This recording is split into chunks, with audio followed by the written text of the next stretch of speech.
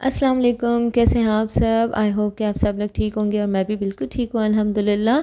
आज फ्राइडे का दिन था तो आज कोई ख़ास काम नहीं था, तो मैंने सोचा कि आज आप लोगों के साथ अपनी फ्राइडे रूटीन शेयर करूँ और उसके साथ ही ज़ारा की कबर्ड और अपनी कुछ ड्रॉर्स क्लीनिंग और डीक्लटर करके ऑर्गेनाइज़ करूँ। चूँकि आप लोगों को पता है कि फ्राइडे मॉर्निंग जो है वो बहुत ज़्यादा बिजी गुजरती है, तो इसीलिए मैंने एक दिन पहले ज़ारा के नेल्स कट करने थे तो वो मैंने रात में ही कर लिए। फ्राइडे मॉर्निंग एक्चुअली काम ज़्यादा होते हैं और एक हलचल सी मची हुई होती है, तो ये होता है कि उसमें खाना भी आपको बनाना है, घर की समेटा सिमटाई भी है, फिर सारा को भी देखना है, तो बहुत सारे काम ऐसे होते हैं जो स्किप हो जाते हैं। तो चूँकि प्रेस वगैरह तो मैं सुबह में ही करती, तो मैंने सुबह में ज़ारा के कपड़े प्रेस किए। उसके बाद फिर मुझे ख्याल आया कि जब तक ज़ारा सो रही है मैंने उसका नाश्ता रखा, तो फिर मैं अपनी ड्रॉर्स जो हैं, जो मेरी छोटी सी ड्रॉर्स हैं, छोटी छोटी सी चीज़ हैं उसमें, उसको मैं डीक्लटर कर लूँ। काफ़ी अरसे से वो मैंने की नहीं थी, तो वो काफ़ी क्लीन भी नहीं थी, वो उसमें बस ऐसी चीज़ें डल जाती हैं, तो समझ ही नहीं आ रहा था कि उस वक्त किस वक्त करूं। क्योंकि एक्चुअली जब बच्चे आप लोग के साथ होते हैं तो कोई भी ड्रॉर में आप बस ऐसी ही चीज़ें बस डाल रहे होते हैं। जैसे इसमें मेरी आप लोग देख रहे होंगे बहुत छोटी छोटी सी चीज़ें हैं, पर्ल्स वगैरह हैं और मेरी ज्वेलरी है,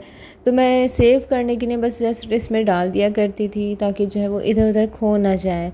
तो काफ़ी अरसे से मैं क्लीनिंग नहीं कर सकी थी, इसको डीक्लटर नहीं कर सकी थी, तो ऐसा लग रहा था जैसे बिल्कुल मेस्ड, और फिर ऐसा ना हो कि मेरी कोई ज्वेलरी ही खो जाए। तो बच्चों के साथ तो रहते हुए आप इसको कतई नहीं कर सकते, क्योंकि बच्चे फिर इतना डिस्टर्ब करते हैं कि एक चीज़ को उठाते हैं, फिर डर ये लगता है कि वो कोई चीज़ मुंह में ना लेते हैं, क्योंकि टॉडलर्स का तो अक्सर मसला यही होता है, क्योंकि वो हर चीज़ को मुंह में लेकर पहले टेस्ट करने की कोशिश कर रहे होते हैं।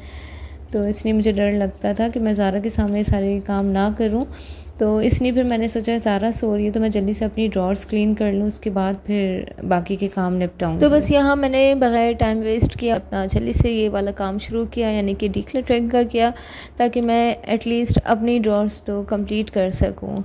तो ये मैं कर ही रही थी कि मेरी मासी आ गई थी, तो मैंने उसके ऊपर सारा काम दिया कि आज आप सारी सफाइयाँ खुद अकेले करेंगी और मैंने जो अपना एक्स्ट्रा काम करना है वो मैं करूँगी, क्योंकि आज जुम्मे का भी दिन है, तो फिर ये कि ज़ारा के उठने के बाद फिर मैं बिल्कुल भी फ्री नहीं होंगी। और बस यहाँ मेरी कुछ ज्वेलरी थी, गोल्ड की थी, तो ये था कि मैं अपनी डेली रूटीन में पहनती थी। लेकिन ज़ारा के होने के बाद ज़ारा जब थोड़ी सी मैच्योर होने लगी तो वो मेरी चेनें खींच लिया करती थी, तो इस तरह मेरी सारी चेनें टूटती चली गई।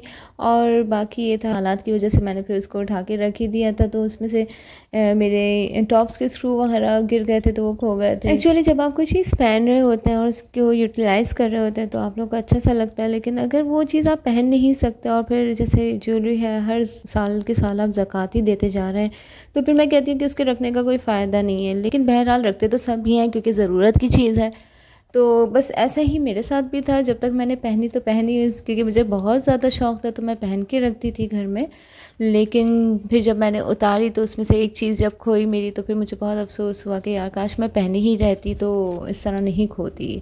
तो बहरहाल यहाँ मैं इसलिए काफ़ी अरसे के बाद अपनी ड्रॉर्स खोल के देख रही थी, तो मैंने कहा नहीं, मैं इसकी क्लीनिंग करूँ कि कौन कौन सी चीज़ें फिर मेरे पास रखी हैं मैं देखूँ, और नहीं तो फिर मैं इनको भी निकाल दूँ।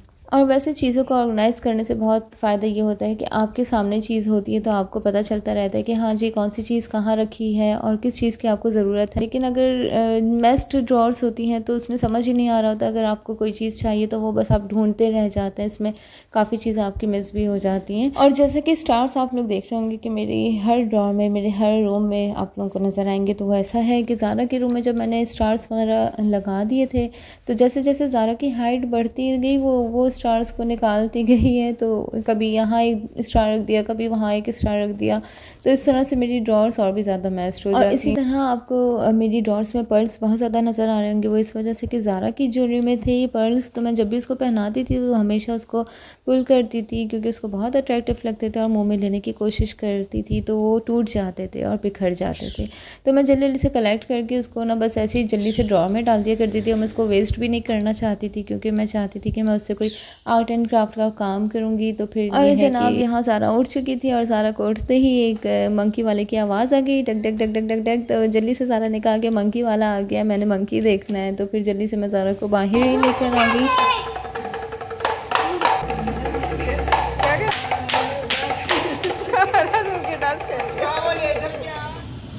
ये सलाम है।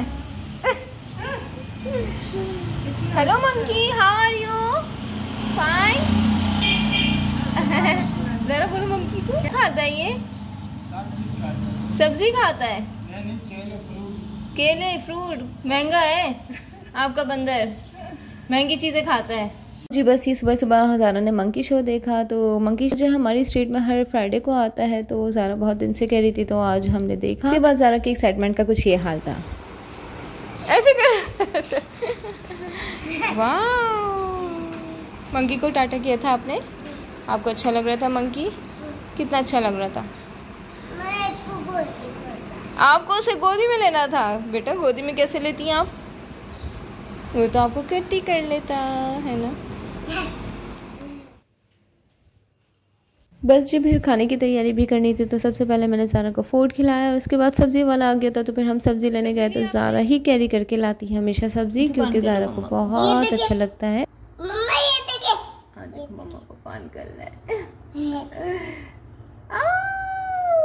को पापू दे रहा है ज़ारा, ये तो।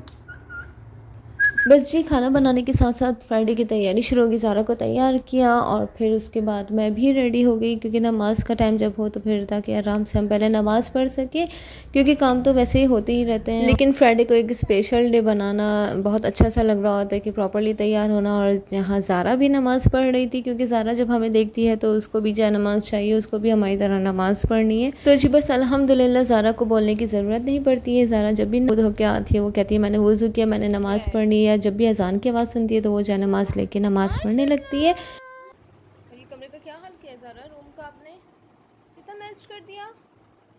आप कलेक्ट कर लोगी सब? अभी कलेक्ट नहीं करो बेटा, अभी पहले फूड खा लो। शाबाश, थैंक यू। और जी बस ज़ारा काफ़ी ओबीडियंट बेबी है, तो फिर ये कि ज़ारा को बोलते ही ज़ारा कलेक्ट करने उठ गई थी। लेकिन चूँकि ज़ारा को गरम गरम रोटी बहुत पसंद है, तो इसलिए मैंने उसे थोड़ी सी दे दी थी कि वो थोड़ा थोड़ा सा खाती रहे। बस उसके बाद फिर मैंने जल्दी से खाना रेडी किया और फिर अपनी नमाज़ की तैयारी की और नमाज़ पढ़ी। नमाज़ पढ़ने के बाद फिर मैंने और ज़ारा ने मिलके खाना खाया।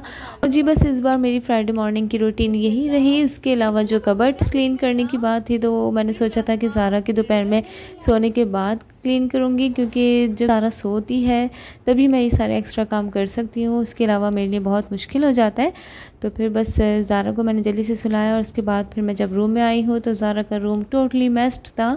तो सबसे पहले मुझे ज़ारा का रूम क्लीन करना पड़ा, उसके बाद मैंने ज़ारा की कबर्ड को स्टार्ट किया। तो जी बस जब आप लोगों ने कबर्ड को क्लीन करना होता है और डिक्लटरिंग करनी होती है उसकी, तो फिर ये होता है कि सबसे पहले सारा सामान निकालना होता है। तो बस एग्जैक्टली मैंने भी वैसे ही किया।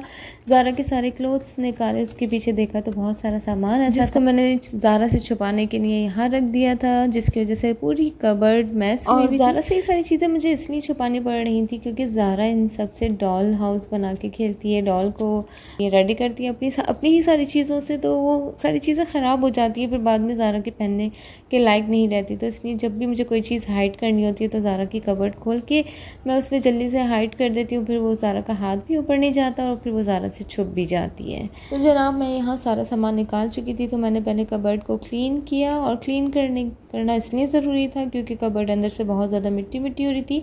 और जैसा कि मैं आप लोगों को पहले भी बता चुकी हूँ कि ज़ारा के रूम में बहुत ज़्यादा डस्ट आती है, तो इस वजह से ज़ारा की कबर्ड के अंदर भी बहुत ज़्यादा डस्ट थी। और जी चूँकि मैंने ज़ारा की कबर्ड को ऊपर वाले पोर्शन से स्टार्ट किया था, तो मैंने इसको क्लीन करने के बाद अब मैं ज़ारा के क्लोथ्स हैंग कर रही थी। इसके अलावा ज़ारा की कबर्ड की जो एक्स्ट्रा हैंगर्स थे वो भी मैंने एक तरफ सारे हैंग कर दिए थे। इसके अलावा ये ज़ारा का फ्लैग था जो कि इस बार की 14 अगस्त को हमने दिलवाया था, लेकिन इस बार मैंने इसको संभाल के रखा था क्योंकि मैंने सोचा कि नेक्स्ट टाइम फिर यही काम आ जाएगा। कोई ऐसा मसला नहीं होता कि बच्चे फिर वो यूज़ कर लेते हैं या कहीं ना कहीं लगा लेते हैं, उनको ज़्यादा से ज़्यादा चीज़ों की ज़रूरत होती है। तो इसलिए हर बार चीज़ लेकर उसको वेस्ट करना अच्छी बात नहीं होती है, तो इसलिए मैं संभाल के रख देती हूँ। उसके अलावा ये ज़ारा का टॉवेल था जो कि ज़ारा जब पैदा हुई थी तो मैं बहुत शौक से लेकर आई थी कि ज़ारा की हर चीज़ मैं पिंक ही लूँगी। तो इसके अलावा और भी ज़ारा को सारे गिफ्ट्स मिल गए थे, टॉवेल्स भी मिले थे, तो उसमें वो सारे यूज़ होने लग गए थे। लेकिन ये वाला जो न्यू था ये मैंने संभाल के रखा था, जो आज तक संभाल के रखा हुआ है कि पहले वो यूज़ हो जाए उसके बाद मैं इसको निकालूंगी। तो बस ये इसीलिए मैंने यहाँ पर हाइड करके रखा हुआ था कि ज़ारा के हाथ लगा तो फिर उसके बाद ये मुझे नहीं मिलना है। और ज़ारा इसमें अपनी बेबी डॉल को रख के खूब इसको मैला कर देगी, तो फिर ये यूज़ में भी नहीं आएगा। तो बस इस तरह ऊपर का पोर्शन कंप्लीट हुआ। तो फिर मैं नीचे वाले पोर्शन में आई जो कि फोल्डिंग्स का था, लेकिन इसको मैंने बहुत ज़्यादा सेट नहीं किया हुआ था क्योंकि यहाँ ज़ारा का हाथ जाता है और मैंने इसके नॉब्स इसलिए निकाले हुए थे कि ज़ारा खोल के इसमें बैठने की कोशिश कर। तो जी बस मेरी इस सिचुएशन को वही मॉम समझ सकती हैं जिनके यहाँ टॉडलर्स मौजूद हैं। तो फिर ये होता है कि उनके लिए बहुत कुछ आपको चेंजिंग्स करनी पड़ती हैं, पर सारी चीज़ों को सेव करने के लिए कुछ को हाइड करना पड़ता है और कुछ को उनकी पहुंच से दूर रखना पड़ता है ताकि फिर हमारी चीज़ें कुछ सेफ हो सके। तो बस मैं भी यही करती हूँ।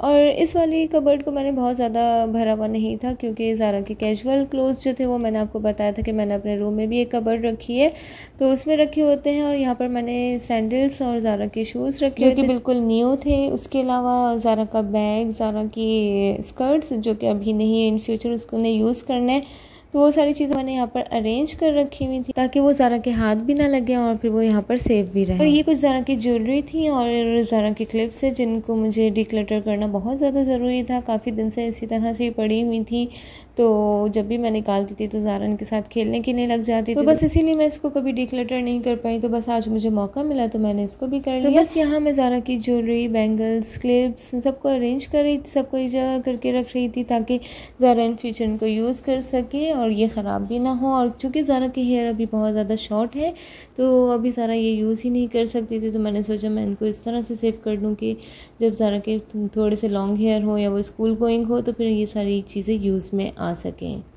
और यहाँ से भी मुझे काफ़ी क्रिस्टल्स और पर्ल्स मिले थे जो कि ज़ारा की टूटी हुई ज्वेलरी में से निकले हुए थे, तो इनको भी मैंने सेव कर लिया ग्लास में ताकि मैं इनसे भी कोई काम ले सकूँ। तो जी बस इन्हीं चीज़ों से ज़ारा की कबर्ड का ये वाला पोर्शन भी सेट हो गया था और मैंने इसको इस तरह से सेट किया था ताकि मैं इस बार ज़ारा की पहुँच से इन चीज़ों को दूर रख सकूँ। और फिर इसके मैंने नॉब्स भी निकाल दिए थे ताकि अगर ज़ारा उठ के आए तो फिर वो दोबारा से इसको खोल के और मैस ना कर दे। तो जी बस इसी तरह ज़ारा की ड्रॉर्स की टर्न आ गई थी। फिर ज़ारा की ड्रॉर्स मैंने खोली तो इसमें भी कुछ ख़ास मैंने चीज़ें नहीं रखी हुई क्योंकि ज़ारा इनको खोल लेती है और ज़ारा जब खोल लेती है तो वो फिर सारी चीज़ें मैस कर देती है। तो ये जो मैं कमोड सीटर लेकर आई थी ये मैं ज़ारा के 3 मंथ्स और 6 मंथ्स में लेकर आई थी, लेकिन ज़ारा उस वक्त भी बहुत छोटी थी और अभी बहुत छोटी है, तो जो कि अभी ये यूज़ में आया नहीं, तो मैंने इसको सेव कर रखा हुआ है कि जब भी यूज़ में आएगा तो फिर मैं पहले इसको यूज़ करूँगी।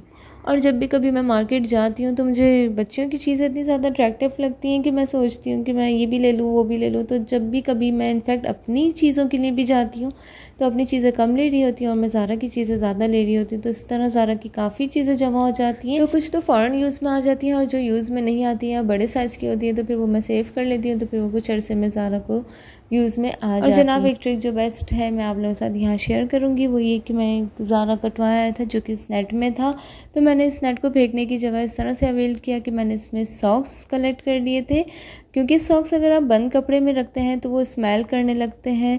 तो नेट होती है इसमें अगर आप सॉक्स वगैरह रखें या अंडर गारमेंट्स रखें तो उसकी स्मेल फूटती नहीं है और फिर वो एक जगह अरेंज भी हो जाते हैं। तो इस ट्रिक का आप ज़रूर यूज़ कीजिएगा, बजाय ये कि चीज़ों को फेंकने के उनको अवेल करने की कोशिश किया करें। इस तरह से आपका टैलेंट भी नज़र आता है और आपका क्राफ्ट भी नज़र आता है। और बस इस ड्रॉ में भी मैंने ज़ारा के सॉक्स, हैंकीस और कुछ बुक्स ऑर्गेनाइज़ कर दी थी। तो पूरी कबर्ड ऑर्गेनाइज़ हो चुकी है और अब आप लोगों को कैसी लगी मेरे कमेंट बॉक्स में ज़रूर बताइए। लेकिन वीडियो ख़त्म होने से पहले मैं आपसे रिक्वेस्ट करूँगी कि मेरी वीडियो को लाइक कीजिएगा, चैनल को सब्सक्राइब कीजिएगा और मुझे सपोर्ट करने के लिए अपने फ्रेंड्स में ज़रूर शेयर कीजिएगा, क्योंकि इससे मुझे मोटिवेशन मिलती है और मुझे मोटिवेशन मिलती है तो फिर मैं व्लॉग्स अच्छे से अच्छे बनाने की कोशिश करती हूँ।